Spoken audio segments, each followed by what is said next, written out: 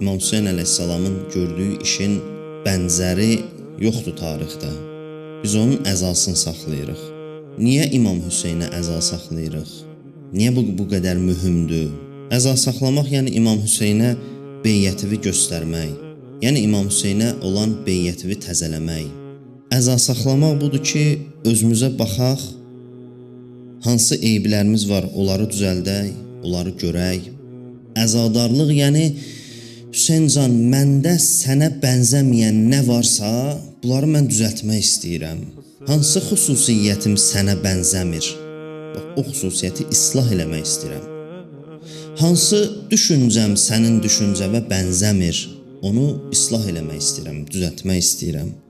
Yəni, mən əza saxlayıram sənə. Yəni, bir mənası budur ki, Hüseyn, mən istəyirəm sənin kimi olum. Hər mənada.